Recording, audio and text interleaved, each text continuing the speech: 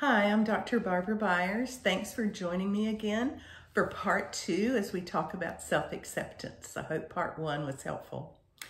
So first I want to talk about the development of self-acceptance, when it ideally should develop.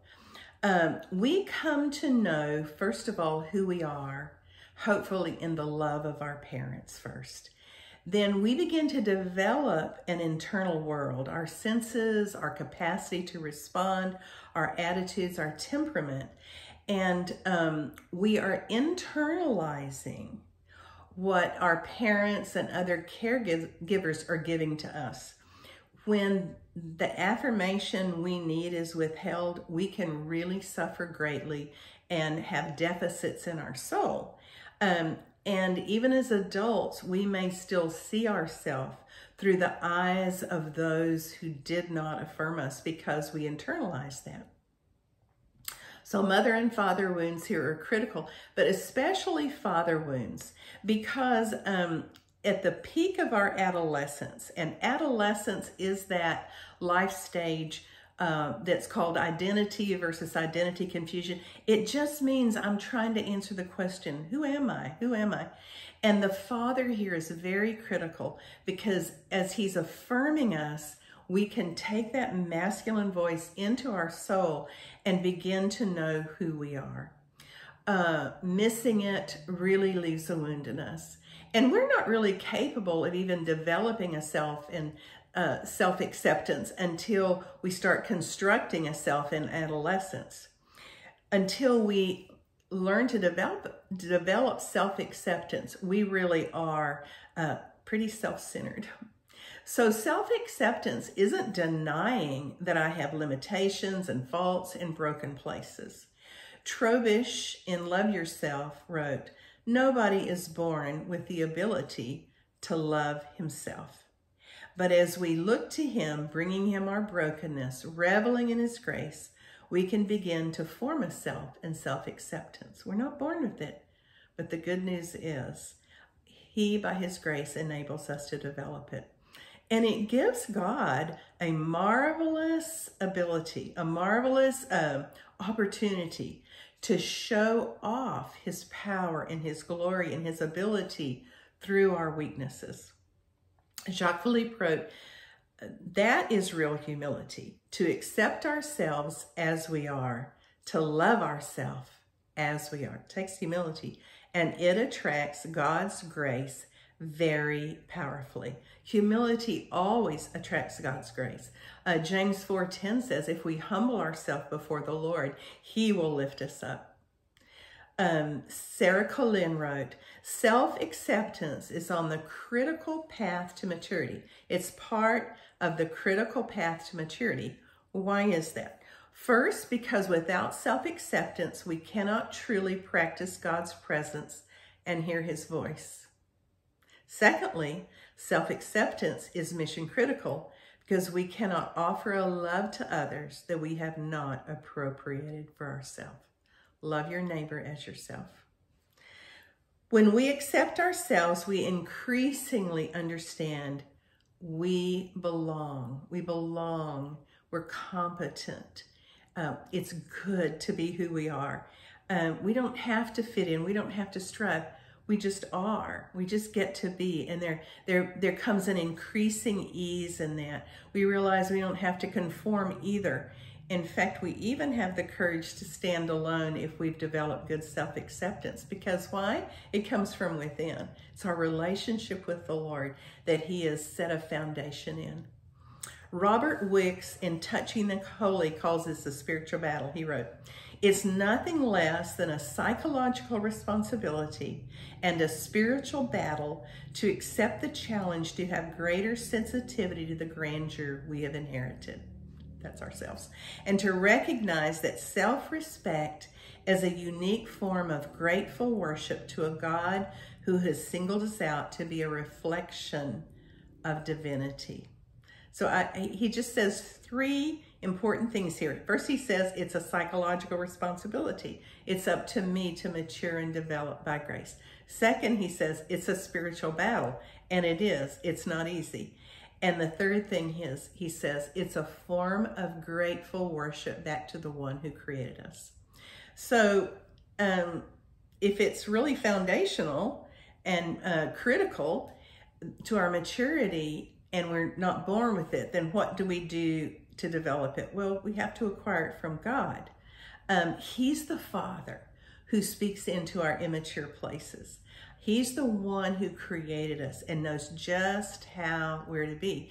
And once we acquire it from him, then we keep developing it. And as we develop it, we realize it's all right to be imperfect. I can be imperfect.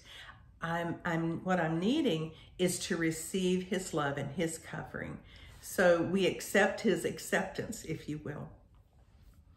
Martin Luther often struggled with this because he had such lack of nurture in his childhood. He often struggled with it. So on his desk, he had written in large print this, "I have been baptized." And what I believe he meant by that was, I've been taken in by Christ. I've been plunged under the water. My old self is dead. And when I was raised up, he lives in me and I am made new. And so he had that on his desk to remind himself who he was when he began going into a downward cycle of self-criticism. 1 John 4:19 says, we love, including loving ourselves. We love because he first loved us. So I'm going to mention now 3 things that'll get us on our way to self-acceptance. First, I believe we have to make some confessions to the Lord. Repentance is always a good beginning. We need to confess our pride. Even in self-hatred, there's pride. You know, I wasn't good enough. I had this idealized image. And so it contains a lot of pride to it. We'd really like to be good enough on our own, but we're not. We're not. It's only because of the righteousness of God. And to receive his righteousness, we have to humble ourselves. So in self-hatred, it's really pride masquerading as humility. I don't measure up, but it is not humility. So we renounce, we confess our pride, we renounce our self-hatred, and now that opens the door for the Lord to come in and heal some of these wounds that have been feeding some of this self-hatred. Often we want instant breakthrough, right? But this is something that takes a long time to develop. We break through the barrier and then we have to continue in it. So, Lord, I confess my pride to you. I look to you with humility, and I renounce my self-hatred, and I renounce my diseased self-image. It's like we've been in idolatry to this image, and so I renounce that diseased image that I've been in idolatry. We can also confess to the Lord our immature patterns of looking to others for permission to be who we are, to the immature ways that we relate. And we confess that to the Lord, ask him to help us grow in it.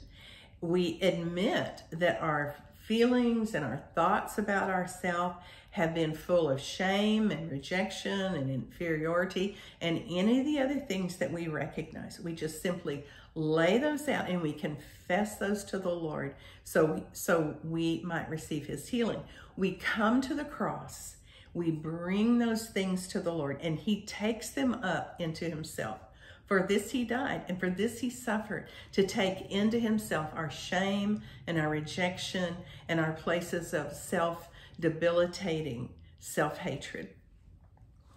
And then, we often forget to do this, we need to stop. Once confessed, we need to stop and receive his forgiveness. Thank you. You take these things up, and in exchange, you forgive me. And that includes, I forgive myself. I hear people say, I know God forgives me, I can't forgive myself. Well, something's missing in that. If you know God forgives you, take it all the way in and forgive yourself. That's part of it. All right, so that's the first thing is confession. of pride and of these thoughts and attitudes and our diseased self-image. The second thing is, this is a part of our healing, is developing listening prayer. So we're so used to these old voices and these old tapes playing, they're just like second skin to us. And after we confess our pride, our fears, our negative thoughts, all these patterns, we write them out before the Lord. And we stop and listen. Lord, what are you saying to me? We have to lay out all these diseased attitudes about our inferiority and lack of competency, and I don't feel like I belong, I'm awkward. We have to just name all those and lay them out. I think it's excellent to write them out. You need to get them out of your head onto paper and before the Lord. He loves when we do this. David, we have the Psalms that show us that David did this often. We lay them out before the Lord, and then we listen to hear what he's saying to us. We are healed by this. When we exchange the old lies for the new truth, when we give up our diseased thoughts for new ones, we begin to be healed, and we learn to receive from him his encouraging words. And we just keep journaling in this way, and we find that the negative begins to dissipate, because literally we're changing our thoughts and we're changing the groove structures in our brain. And we can just say, Lord, help me to walk in self-acceptance. Help me to receive your love. Help me to receive your word about me instead of living in this. And at first, sometimes it just feels, can this be true? Is this true? You know, I've lived in this other so long. Can I give it up and exchange it for this? And yes, we can, but this is where we enact some faith, sometimes radical faith. This is what's true. This is not true, because God said, and so because this is true, this is what I'm going to take up. David Siemens wrote, "No, I will not listen to those lies from the past any longer. I will not listen to Satan the liar, the confuser, the blinder, who twists and distorts. I'm going to listen to God's opinion of me and let him reprogram me until his loving estimate of me," I love that, his loving estimate of me becomes a part of my life, right down to my innermost feelings. So how I practically apply this that's helped me is when I find that downward spiral I've gotten into, self-criticism and self-abnegation, I will say out loud, I'm going back to the Lord and going back to the truth. But what that stands for me, it's an acronym, B-A-C-K. I'm beloved, I'm accepted, I am chosen, and I am known, B-A-C-K. And you can adopt that if you'd like. I'm going back to knowing I'm beloved and accepted and chosen and known. And that's the truth, no matter how badly I may have just messed up. Okay. The third point is getting us on our way to self-acceptance. We have to agree to be who we are. We have disagreed. We have disconsented. That's not really a word. But now I consent and I agree to be who I am, the age I am, to look like I am, to have even the history I've had, the limitations, the gifts, and so on. Everything about me and my history, I choose to be who I am right now, as I am, trusting He, according to Romans 8, is working things out for His good and my good. So as I choose to accept myself, I'm really saying welcome to my body, my mind, my gifts, my gender, and I'm learning to live in dignity and be kind to myself.